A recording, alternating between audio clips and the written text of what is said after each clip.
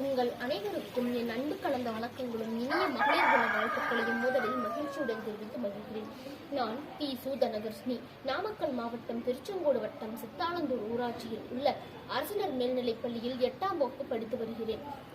இன்று நான் உங்கள் முன்பாக மாண்புமிகு மகளிர் புதுமை பெண் என்ற தலைப்பில் பேச விரும்பி வந்துள்ளேன். பெண்கள் இல்லை என்றால் இந்த உலகமே இல்லை என்றுதான் கூற வேண்டும். அன்றைய காலத்தில் பெண்கள் வீட்டிற்குள்ளேயே முடங்கி கிடந்தார்கள். ஆனால் அந்த நிலை இப்போது மாறி அனைத்து துறைகளிலும் பெண்கள் சாதித்து வருகின்றனர். மார்ச் 8 சர்வதேச மகளிர் தின நாளாக கொண்டாடப்பட்டு வருகிறது. பெண்கள் இல்லாமல் இந்த உலகமே தனித்து இயங்க முடியாது என்பது 100% உண்மைதான்.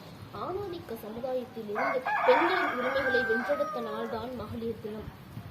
வீட்டை விட்டு பெண்கள் அந்த காலத்தில் வெளியே வர யோசிப்பார்கள். ஆனால் அந்த நிலை இப்போது மாறி வானில் மட்டுமல்ல விண்வெளிக்கு செல்லும் அளவிற்கு உயர்ந்து விட்டார்கள். பெண்கள் ஆணையும் 10 மாதம் சுமந்து பெற்றெடுத்து ஆளாக்கி வளர்க்கின்றனர். அப்படிப்பட்ட பெண்களின் பெருமையையும் துயரங்களையும் ஆண்கள் எப்போதும் மதிப்பதே இல்லை. பெண் அடிமைத்தனம் எங்கு இருக்கிறதோ அங்குதான் பெண் சுதந்திரம், பெண் முன்னேற்றம், சம உரிமை மையமாக வைத்து கிபி 1909 அமெரிக்க சோசலிஸ்ட் கட்சியினர் முதலாக மகளிர் தினத்தை பிப்ரவரி 28 கொண்டாடினர். 1917க்கு பின் மகளிர் அனைவரும் ஒன்று கூடி மகளிர் தினத்தை மார்ச் 8 என கட்டமைத்தனர். மகளிர் தினத்தை பெண்கள் மட்டுமே கொண்டாடாமல் ஆண்களும் இணைந்து கொண்டாட வேண்டும். அப்போதுதான் அதனால் சிறப்பாக முழுமையடையும். ஆண்களை விட பெண்கள் தான் குடும்ப பொறுப்புகளை கவனிப்பதில் கைதேர்ந்தவர்களாக சிறந்து வருகிறார்கள். இன்றைய காலத்து பெண்கள் பல்வேறு சிரமங்களையும் இன்னல்களையும் சகித்துக் கொண்டு குடும்ப பொறுப்புகளையும் கவனித்துக் கொண்டு வேலைக்கும் சென்று வருவதை நம்மால் மறுக்க முடியாது அல்லவா? பெண்கள் இந்த நாட்டின் கண்கள். நம்மால் முடியாது, யாராலும் முடியாது. யாராலும் முடியாதது நம்மால் முடியும் என்பதை இந்நேரத்தில் உங்கள் முன்பு நான் பெருமையுடன் கூறிக்கொள்ள விரும்புகிறேன்.